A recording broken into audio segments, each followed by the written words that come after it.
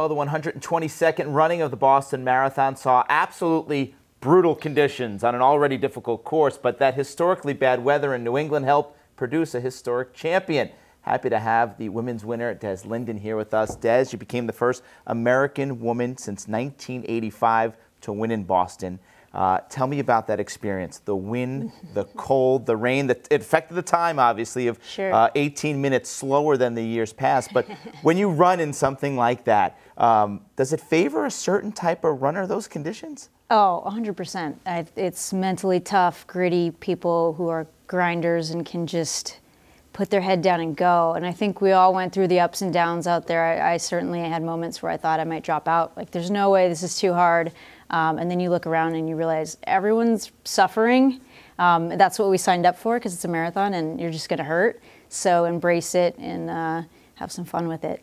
As much fun as possible. Yeah, right. I think I did. You talk about that early on. You felt like you were going to drop out. In fact, you stopped to help one of your friends, Shalane Flanagan, and a fellow American runner, as she went to the bathroom. You waited for her because you didn't think you were actually going to make it through the race. How do you explain that connection with Shalane in a sport where it's very obviously individual, solitary, while you're running for 2-3 hours at a time by yourself? What's that connection like with Shalane? Yeah, I mean, we've been on Team USA a few times together, and the Americans wanted it so bad. This year, we just knew it was our year. We put Molly Huddle in there, we put Shalane in there. We had a slew of really great runners, and I figured if it wasn't going to be my day, let's make it work for somebody else and just have an American break the tape. We were so due.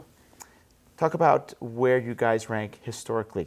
Shalane, are you guys part of the Mount Rushmore of American women's marathoners? We're going to have to add some more faces. The mountain's getting a little bit crowded, but we're back. We're better than ever. I think anytime you turn on a major race, you can watch Tokyo, you can watch London, New York, Chicago, obviously Boston. We're going to have players in there. There's going to be Americans to root for. There's going to be stories that are so inspiring, because what we do it's incredible. And obviously I'm biased, but there's a lot going on in running, and people should really tune in. Let's talk about Boston specifically. Always known as a very prideful race, the history of the race, what's happened in the last few years, the 5-year anniversary, obviously, of the bombing up there. When it comes to American pride, does the Boston Marathon bring a little more out of that in some of the runners? Yeah, that's the one. I mean, we love New York, we love Chicago, but they're not 122 years old, and they're not going to catch up, unfortunately. So there's just the history there, and everyone wants to be part of that legacy and that story, and to bring Americans back into it and get people to tune in and have somebody to cheer for out there, you know, just to be able to root for it and feel a part of that pride that we do as runners is pretty special. The 26.2 miles obviously takes a toll on your body. What do you do now? How much time do you take off, and when do you hit the pavement again and get running? Yeah, that's going to be a good question. I have not planned anything in life past Monday, so this is all coming at me super fast. Got to get the mind right, got to get the body right. I'll take 3 weeks off, no running, eat the burgers, drink the beer, do all the stuff you don't do while training. And when I feel ready and excited and rejuvenated again, back to the road and back planning.